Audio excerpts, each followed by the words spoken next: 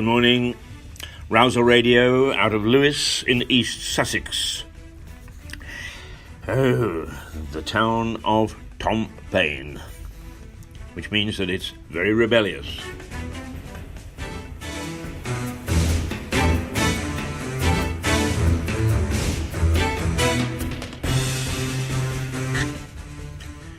Full of ideas that go against the grain.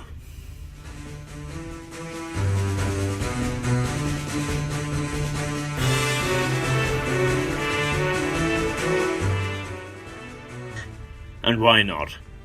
Somebody has to kick against the establishment, so why not us?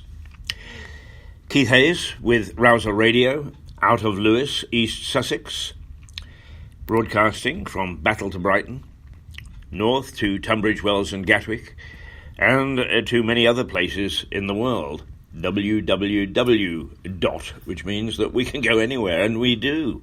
We have quite an international following, and it's very gratifying that a number of people tap in from all sorts of places, particularly those places where at the moment it's only sort of 10 o'clock at night. And I suppose with nothing better to do, they think, let's go and take a listen to Keith Hayes and find out what's going on in Lewes and in East Sussex. And I'm going to take a swig of hot chocolate, and it hasn't got any brandy in it this morning, I can assure you. Anyway, that's who we are, and why are we here? Well, over the last couple of days, it becomes again very obvious that a survey done by Harvard University, first of all on behalf of the American communities, but then spilled over to here because it rang a bell, and that is that the less local media you have, the more inefficient. Is that right? More inefficient? No, just the increasing inefficiency. How's that? Yes, that sounds English. The increasing inefficiency of local councils and local governance carries on. It keeps on becoming less and less efficient. And the less efficient it becomes, the higher the taxes, local taxes are. Well, that's very true of this part of the world, isn't it? Certainly we've got no efficiency in government at all. They don't seem to know what they're doing.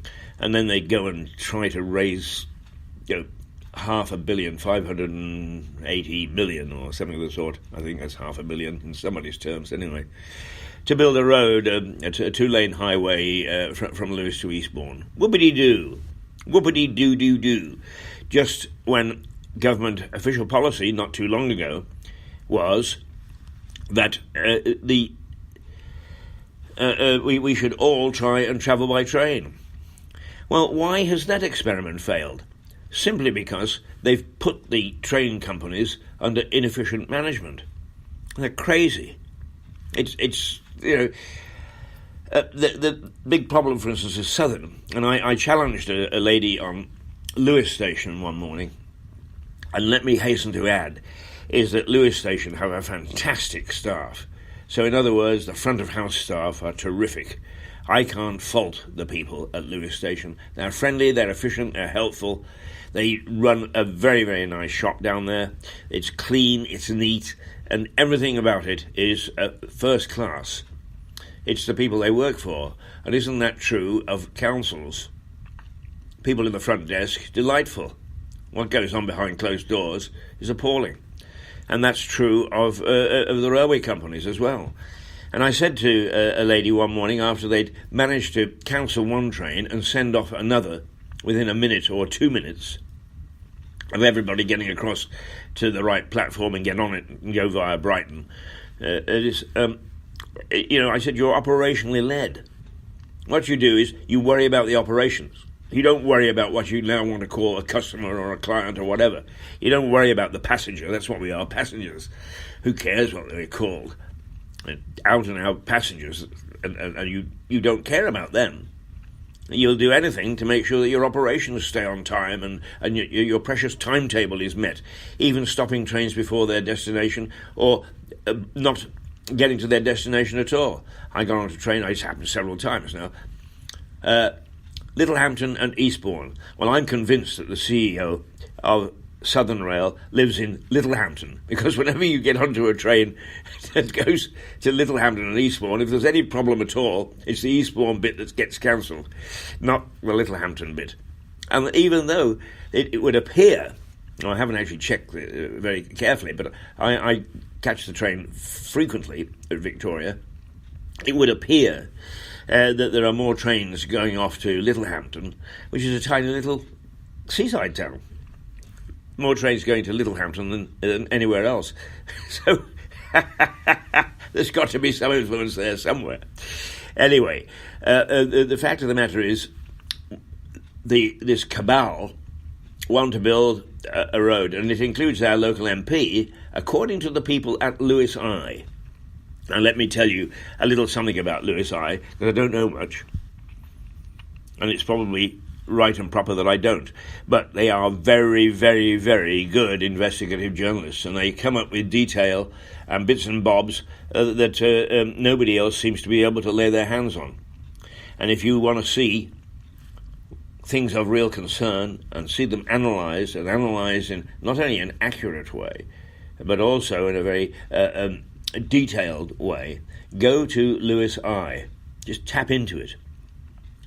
It is an excellent website, and the people who run it, whoever they may be, are excellent journalists. Well worthwhile you keeping an eye on that, on Lewis Eye, keep an eye on Lewis Eye, to see what's going on. By the same token, also, go to your local group. There are a couple in Lewis, there are a couple in Newhaven, a couple in Seaford, and right across the southeast, you have Facebook groups. And people who are concerned about the community run these groups, and you can join. Sometimes they're closed, but generally speaking, you can join. And it's a great place to find out what's going on. Yes, sometimes you get, can you find my cat? And that's a very helpful local service. But you also get, what are they doing with the waste down in our town?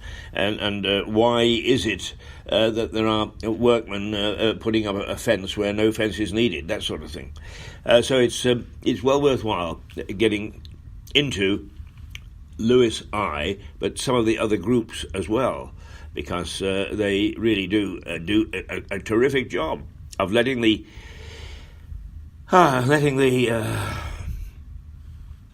local public know about things that are of interest to the local.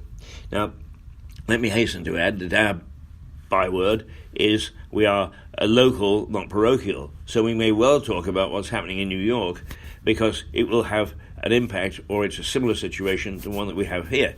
And that's, I think, is how we should put things into context. Something's bothering us in Lewis. Is it really a parochial issue, or is it something that's bothering people worldwide? In which case, it gives it rather more substance than it does than if it's just a pretty little thing that we're all getting excited about here. Look, I think what we'll do is we'll play a bit of music and give me a chance to catch my breath. So let's see. I think that we went off the air for a moment there. Do you know that? I have no idea, because it's only... Oh, no, I take it back. I thought it was showing 15 seconds. It's not. It's 9 minutes. 9 minutes. Here we go. Look, let's kiss the sky.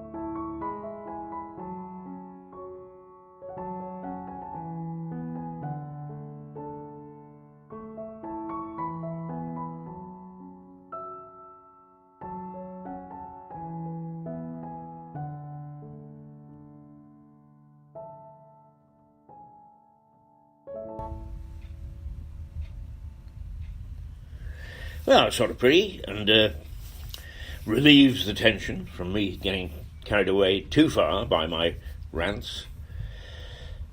But I think there is a new phenomenon growing. Maybe I'm actually being... I'm an optimist. I actually see the glass half full. I never see it half empty. But based on the Harvard survey, which shows inefficiency in councils rising and also the amount of money in tax that we pay rising, and that's my big beef with the Lewes District Council, is they just put their own interpretation on things and they think that we should accept it without explanation. And when you ask for an explanation, there's a great big fat silence until suddenly you get faced with we are taking you to court. And I suppose that scares the hell out of most people. The last time they did that, I went to court and they managed to divert it because I thought I was going to be Clarence Darrow and didn't get my day in court. But there are things which I think need to be put under the public spotlight, and I may say that I petition the court, and I will, again, if they take me there a second time, to have cameras in the, or at least a camera in the court, so that everybody can see what goes on. And I think it would be interesting, but also, isn't it about time that when it comes down to issues of the council, who, after all, are our servants? Remember that? They're our servants. Public servant. What do? I'm a public servant. Oh, you can fool me. Anyway, I think that those sort of things should be seen. And let's see the independence of a magistrate or the independence of a judge and see how they actually assess things. Oh, they don't like that very much in councils.